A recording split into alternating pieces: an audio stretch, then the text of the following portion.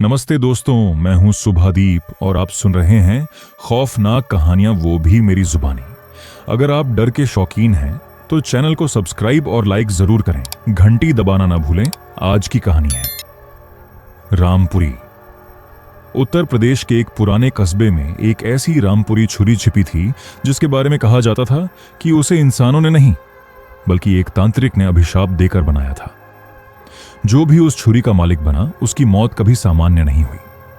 सालों बाद वही रामपुरी फिर से किसी के हाथ लग गई। बरसात की रात थी, आकाश में बिजली चमक रही थी। कस्बे के बाहर रहने वाला अभय अपने पुराने पुश्तैनी मकान की सफाई कर रहा था।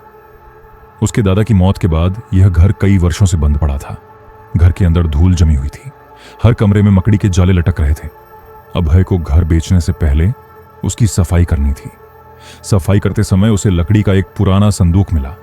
संदूक पर जंग लगा भारी ताला था। काफी कोशिश के बाद उसने ताला तोड़ दिया। जैसे ही ढक्कन खुला, अंदर से ठंडी हवा का तेज झोंका निकला। संदूक में पुराने कपड़ों के नीचे लाल कपड़े में लिपटी हुई एक लंबी रामपुरी छुरी रखी थी। उसका हैंडल काले सींग जैसा था, धार आज भी नई जैसी चमक रही थी। उसके साथ एक पीला पड़ चुका कागज रखा था। उस पर सिर्फ एक लाइन लिखी थी। जिसने इसे खोला उसने अपनी मौत खुद बुला ली। अभय हंस पड़ा। उसे लगा किसी ने मजाक किया होगा। उसने छुरी हाथ में उठा ली। उसी पल उसकी उंगली हल्की सी कट गई। खून की एक बूंद छुरी की धार पर गिरी। अचानक पूरी धार लाल चमकने लगी। कमरे का तापमान अचानक बहुत नीचे चला गया। अभय घबरा गया। उसने तुरंत छुरी वापस कपड़े में लपेट दी। उसे लगा शायद वह थक गया है, इसीलिए ऐसा महसूस हो रहा है। उसी रात जब वह सो रहा था उसे लगा कोई उसके कमरे में चल रहा है। आंख खुली तो दरवाजा अपने आप खुला हुआ था। बरामदे में एक लंबा आदमी खड़ा था। उसने काला कोट पहन रखा था। उसका चेहरा पूरी तरह अंधेरे में छिपा था, लेकिन उसके हाथ में बिल्कुल वैसी ही रामपुरी थी। अभय ने आवाज लगाई, कौन है? वह आदमी धीरे धीरे उसकी ओर बढ़ने लगा। जैसे ही बिजली चमकी, अभय ने देखा उस आदमी का चेहरा था ही नहीं, सिर्फ काला खाली गड्ढा। अभय चीखते हुए कमरे से बाहर भागा। पूरा घर खाली था, बरामदे में कोई नहीं था। सुबह हुई तो उसने रात की घटना को सपना समझ लिया, लेकिन तभी उसकी नजर अपने कमरे के फर्श पर गई। वहां कीचड़ भरे पैरों के निशान बने हुए थे जो सीधे उसी संदूक तक जा रहे थे, और संदूक खुला हुआ था। अंदर लाल कपड़ा पड़ा था, लेकिन रामपुरी गायब थी। अभय का दिल तेजी से धड़कने लगा। तभी पीछे से किसी ने उसके कान के पास बहुत धीमी आवाज में कहा, अब तू मेरा नया मालिक है। अभय पलटा, लेकिन वहां कोई नहीं था। उसी समय घर के बाहर से किसी की दर्दनाक चीख गूंजी। अभय दौड़कर बाहर आया। गली में रहने वाला बूढ़ा चौकीदार जमीन पर पड़ा था। उसकी छाती पर एक गहरा घाव था, लेकिन आसपास कोई हथियार नहीं था। सिर्फ जमीन पर खून से बना एक शब्द लिखा था, रामपुरी।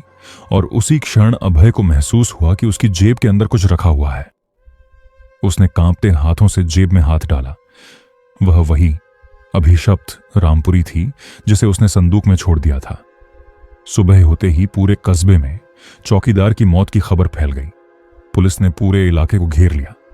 हर कोई यही कह रहा था कि यह किसी तेज धार वाले हथियार का वार था, लेकिन घटनास्थल पर कोई हथियार नहीं मिला। अभय भी भीड़ में खड़ा था। उसकी जेब में वही रामपुरी छुरी रखी थी। उसके हाथ कांप रहे थे। वह कई बार उसे फेंकना चाहता था, लेकिन जैसे ही जेब से निकालने की कोशिश करता, उसे ऐसा लगता मानो किसी ने उसकी कलाई पकड़ ली हो। वह डर कर हाथ पीछे खींच लेता। थोड़ी देर बाद पुलिस इंस्पेक्टर ने सभी लोगों से पूछताछ शुरू की। अभय की बारी आई तो उसने खुद को संभालते हुए कहा कि उसने रात को कुछ नहीं देखा। लेकिन तभी इंस्पेक्टर की नजर उसकी शर्ट पर पड़े छोटे से खून के दाग पर गई। यह वही खून था जो पिछली रात उसकी उंगली कटने से लगा था।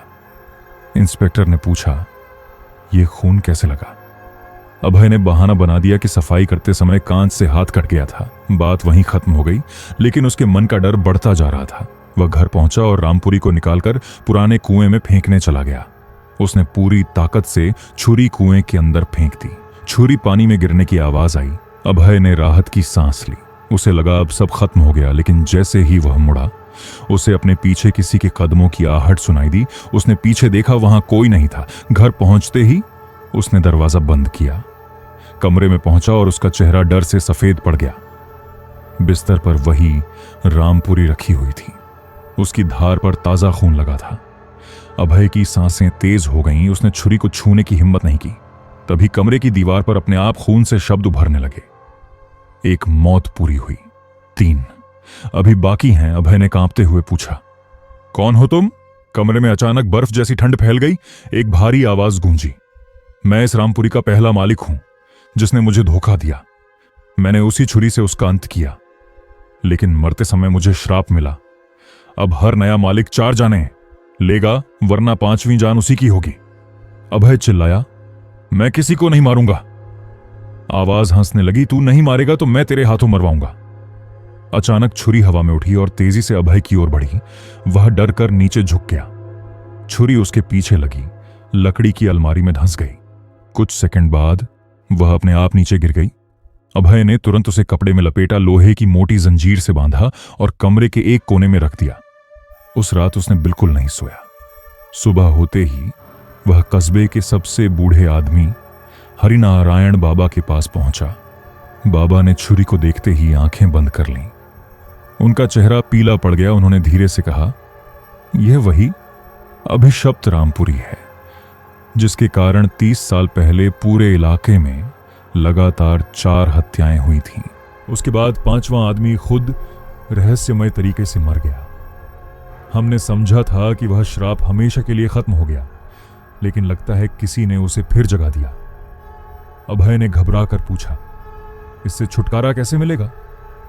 बाबा ने कांपती आवाज में कहा, छुटकारा है, लेकिन उसके लिए पहले यह जानना होगा कि इस रामपुरी को बनाया किसने था और उसका असली मालिक कौन था। इतना कहकर बाबा ने अपनी पुरानी संदूक से एक काली पड़ चुकी तस्वीर निकाली। तस्वीर में 4 आदमी खड़े थे।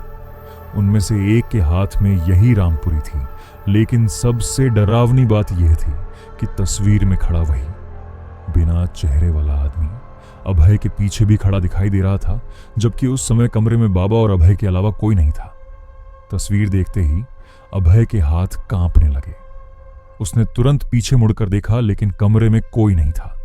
दोबारा तस्वीर पर नजर डाली तो बिना चेहरे वाला वह आदमी गायब हो चुका था, मानो वह कभी तस्वीर में था ही नहीं। हरिनारायण बाबा की आंखों में डर साफ दिखाई दे रहा था। उन्होंने धीरे से कहा, वह अब तेरे पीछे लग चुका है। जब तक श्राप खत्म नहीं होगा तुझे हर जगह वही दिखाई देगा। अभय ने पूछा, यह रामपुरी आखिर बनी कैसे? बाबा ने गहरी सांस ली। करीब 100 साल पहले इस कस्बे में सलीम नाम का एक मशहूर लोहार रहता था। वह ऐसी रामपुरी बनाता था जिसकी धार कभी कुंद नहीं होती थी। एक रात एक रहस्यमयी तांत्रिक उसके पास आया। उसने कहा कि उसे ऐसी छुरी चाहिए जो इंसान की नहीं बल्कि आत्मा की भी जान ले सके। सलीम ने लालच में आकर वह छुरी बना दी। तांत्रिक ने उसे खून और तंत्र मंत्र से अभिशप्त कर दिया, लेकिन पहली ही रात उस तांत्रिक की उसी छुरी से हत्या हो गई। मरते समय उसने श्राप दिया, जो भी इस रामपुरी का मालिक बनेगा उसके हाथों 4 मौतें होंगी, फिर उसकी अपनी बारी आएगी। अभय के पैरों तले जमीन खिसक गई। वह छुरी लेकर सीधे नदी किनारे पहुंचा।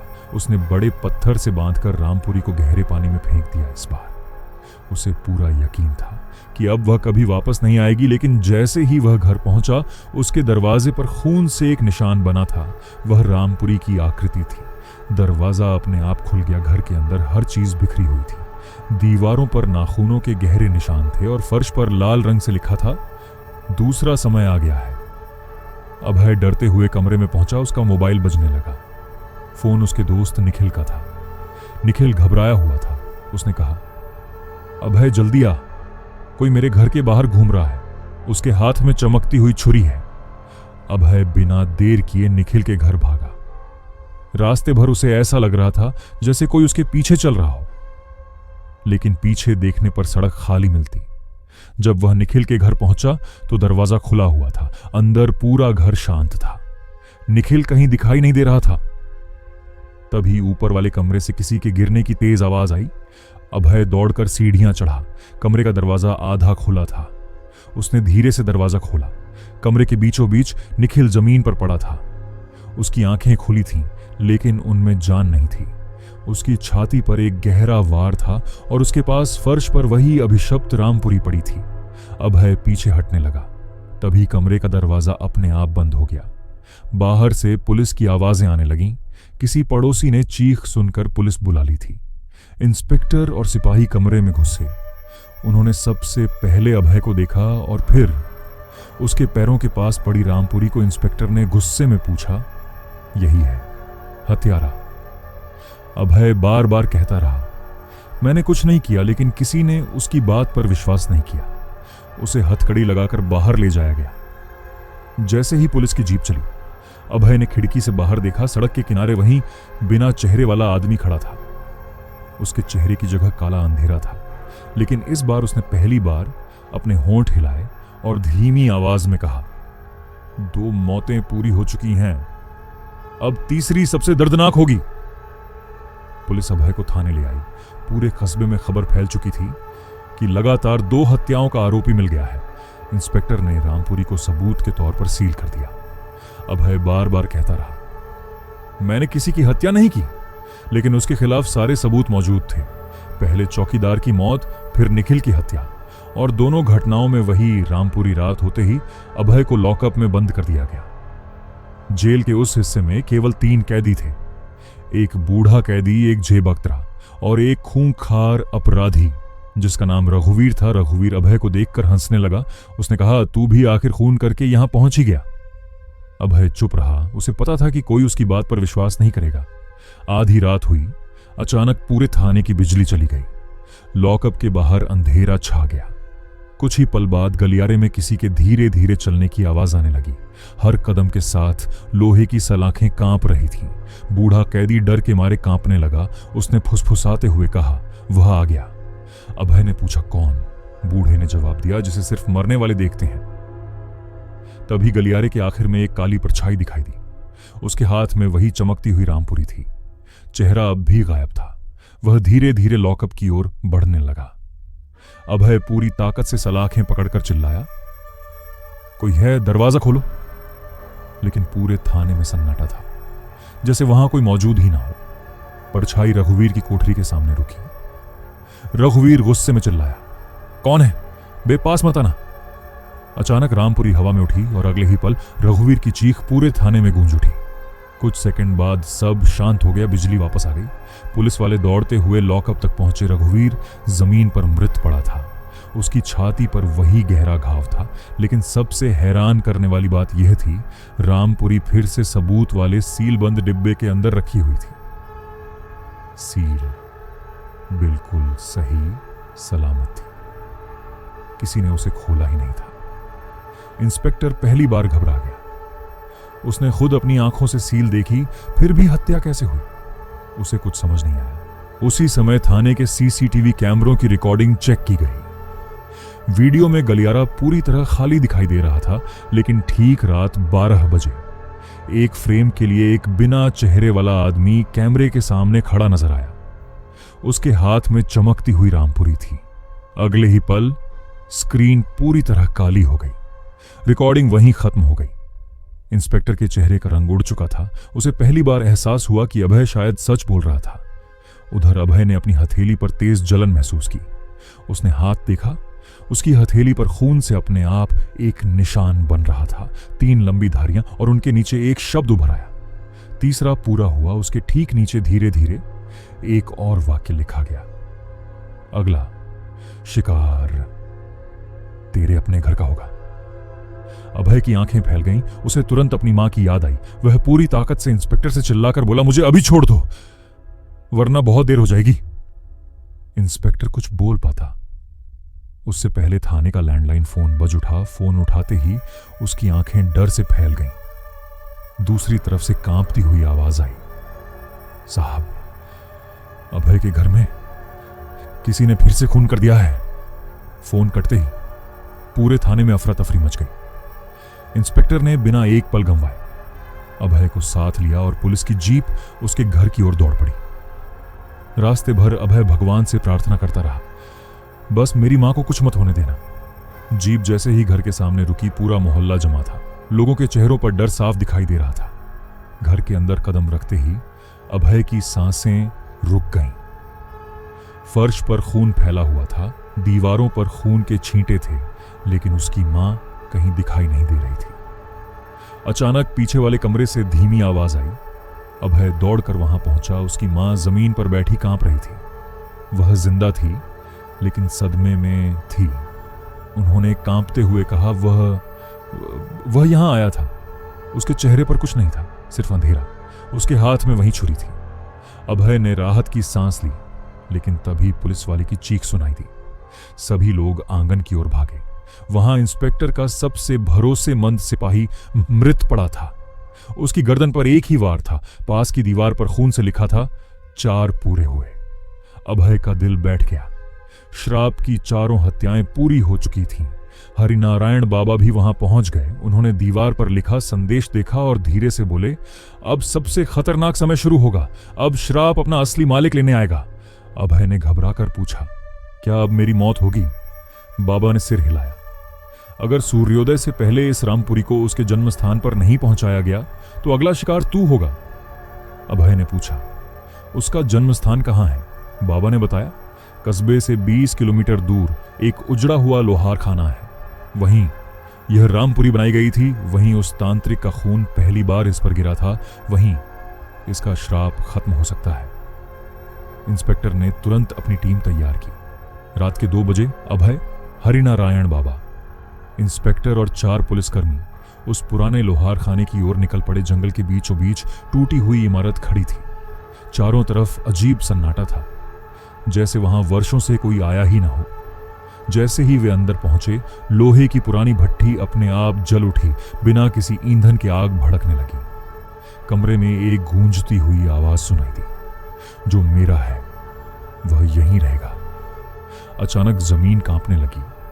भट्ठी के पीछे से वही बिना चेहरे वाला आदमी बाहर निकला, लेकिन इस बार वह अकेला नहीं था। उसके पीछे धुएं से बनी दर्जनों परछाइयां खड़ी थीं। वे सभी उन लोगों की आत्माएं थीं जो पिछले 100 वर्षों में इस रामपुरी का शिकार बनी थीं। बिना चेहरे वाले आदमी ने धीरे धीरे रामपुरी अपनी मुट्ठी में कस ली और पहली बार उसकी आंखों की जगह 2 लाल जलती हुई लपटें दिखाई देने लगी। उसने अभय की ओर देखकर कहा, अब अंतिम हिसाब होगा। उसी क्षण लोहार खाने का मुख्य दरवाजा अपने आप बंद हो गया और बाहर से किसी के जोर जोर से हंसने की आवाज पूरे जंगल में गूंज उठी। लोहार खाने का दरवाजा बंद होते ही पूरा भवन कांपने लगा। पुरानी दीवारों से धूल गिरने लगी। भट्ठी की आग अचानक कई गुना तेज हो गई। लाल लपटों की रोशनी में बिना चेहरे वाला आदमी धीरे धीरे अभय की ओर बढ़ने लगा। उसके हाथ में अभिशप्त रामपुरी चमक रही थी। हर कदम के साथ मरी हुई आत्माओं की चीखें गूंज रही थीं। इंस्पेक्टर ने हिम्मत करके गोली चला दी। गोली सीधी उस आदमी के सीने से आर पार निकल गई, लेकिन वह बिना रुके आगे बढ़ता रहा, मानो उस पर किसी हथियार का कोई असर ही ना हो। 2 पुलिसकर्मी डर कर भागने लगे, लेकिन दरवाजे तक पहुंचते ही काली परछाइयों ने उन्हें घेर लिया। कुछ ही सेकंड में उनकी चीखें पूरे जंगल में गूंज उठीं। जब धुआं छंटा, वहां सिर्फ उनकी खाली वर्दियां पड़ी थीं। हरिनारायण बाबा ने जोर से कहा, रामपुरी को भट्ठी में फेंक दे, यही एक रास्ता है। अभय ने छुरी पकड़ने की कोशिश की, लेकिन जैसे ही उसने रामपुरी को हाथ लगाया, उसके सामने अजीब दृश्य दिखाई देने लगे। उसे पिछले 100 वर्षों की सभी हत्याएं दिखाई देने लगीं। हर मालिक, हर शिकार, हर चीख, हर खून की बूंद, मानो पूरी रामपुरी उन्हीं आत्माओं की यादों से बनी हो। अभय दर्द से जमीन पर गिर पड़ा। बिना चेहरे वाला आदमी उसके सामने आकर रुक गया। उसने पहली बार साफ आवाज में कहा, मैं कोई भूत नहीं हूं, मैं इस श्राप का पहला शिकार हूं। जिस दिन इस छुरी का निर्माण हुआ, मुझे धोखे से इसकी पहली बलि बनाया गया। मेरी आत्मा को इसी हथियार से बांध दिया गया। जब तक यह रामपुरी रहेगी, मैं भी कैद रहूंगा और हर नया मालिक मौत बांटता रहेगा। अभय ने पूरी ताकत जुटाई। रामपुरी को दोनों हाथों से उठाया। बिना चेहरे वाला आदमी चीखा, अगर यह नष्ट हुई तो मेरी कैद भी खत्म हो जाएगी, लेकिन साथ ही यह पूरी जगह भी राख बन जाएगी। भट्ठी की आग विकराल हो चुकी थी। छत टूटने लगी थी। हरिनारायण बाबा ने चिल्लाकर कहा, अब देर मत कर। अभय ने आंखें बंद की और पूरी ताकत से रामपुरी को जलती हुई भट्ठी में फेंक दिया। जैसे ही रामपुरी आग में गिरी, पूरा लोहार खाना भूकंप की तरह हिलने लगा। एक तेज धमाका हुआ आग आसमान तक उठ गई। बिना चेहरे वाला आदमी दर्द से चीखा। उसका शरीर राख में बदलने लगा। उसके पीछे खड़ी सभी आत्माएं धीरे धीरे मुक्त होने लगीं। उनके चेहरों पर पहली बार शांति दिखाई दी। कुछ ही क्षणों बाद पूरा लोहार खाना ढह गया। अभय, इंस्पेक्टर और हरिनारायण बाबा किसी तरह बाहर निकल आए। सुबह की पहली किरण के साथ जंगल में वर्षों बाद सन्नाटा लौट आया। पुलिस ने उस जगह की खुदाई करवाई, लेकिन वहां न रामपुरी मिली, न भट्ठी, न उस लोहार खाने का कोई निशान, मानो वह जगह कभी थी ही नहीं। अभय अपनी मां के साथ कस्बा छोड़कर दूसरे शहर चला गया। धीरे धीरे उसकी जिंदगी सामान्य होने लगी। उसे लगा कि श्राप हमेशा के लिए खत्म हो चुका है। लेकिन 6 महीने बाद देश के दूसरे राज्य में एक पुराने कबाड़ी ने जंग लगी। मिट्टी के नीचे से एक लंबी चमकदार रामपुरी निकाली। उसने मुस्कुराते हुए उसे साफ किया धार पर। जैसे ही उसके हाथ से खून की एक बूंद गिरी, रामपुरी फिर से लाल चमकने लगी। उसके पीछे से वही जानी पहचानी फुसफुसाहट सुनाई दी। मैं लौट आया हूं, और अगले दिन अखबार की पहली खबर थी एक रहस्यमयी हत्या। हथियार का कोई सुराग नहीं, सिर्फ खून से लिखा एक शब्द, रामपुरी। सो आई होप गाइज आपको यह हॉरर स्टोरी अच्छी लगी होगी, तो चैनल को सब्सक्राइब और लाइक जरूर करें। घंटी दबाना ना भूलें।